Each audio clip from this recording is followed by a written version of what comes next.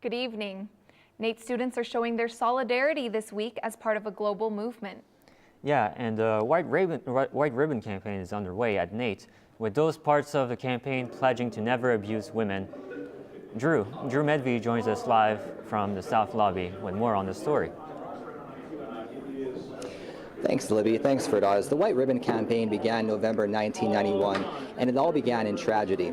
In December 1989, at the École Polytechnique School in Montreal, a mass shooter came and murdered specifically 14 women. Those women are part of the largest mass shooting in history, being part of that event. Those who pledge to never abuse women going forward wear a white ribbon leading up to the December 6th anniversary.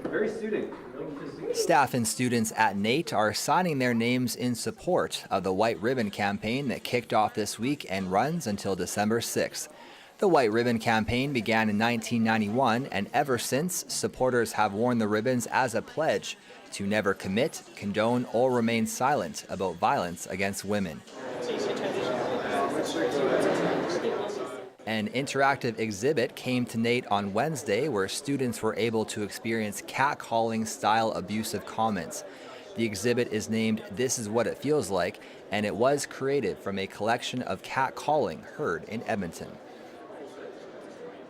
We took some of these responses, we recorded them, made like an audio loop of it, and connected that audio loop to some headphones in there. So in that box, people go in, they put on that pair of headphones, and they pretty much get an auditory simulation of what it's like to be harassed in the streets of Edmonton. The booth was created by the City of Edmonton in partnership with Men Edmonton, an organization working to speak out against violence.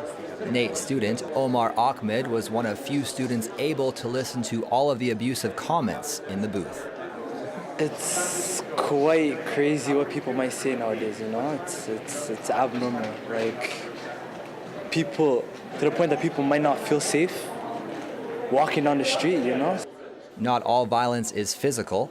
Sexual violence can also be demonstrated through hateful or insensitive statements that some may not even realize is hurtful or triggering to others. So when a student comes out and does well on their tests and say that they raped a test, they would pass it off as a joke, but that essentially minimizes the trauma that rape can have on a person. So it's attitudes like that, reinforcing gender roles that kind of permit sexual violence to occur as a cultural phenomenon. The campaign resumes next week at NAIT, with sessions being held on consent, bystander intervention, and eliminating rape culture on campus. All the events taking place here at NAIT are free for staff and students to participate in and learn from. For the full list, go online to nait.ca/ask-for-consent. NAIT to help end sexual violence.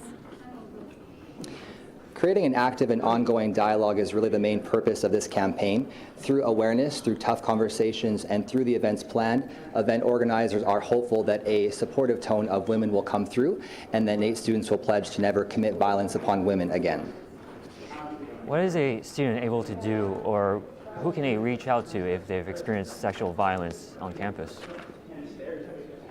If a NAIT student experiences sexual violence, they have a couple options. They can, of course, go to NAIT Protective Services, as well as the Edmonton Police Service. They can also go to the Student Restoration Office, where they can have a restoration healing process begin for that specific case. Thanks, Drew. That's Drew Medvey reporting live from the South Lobby.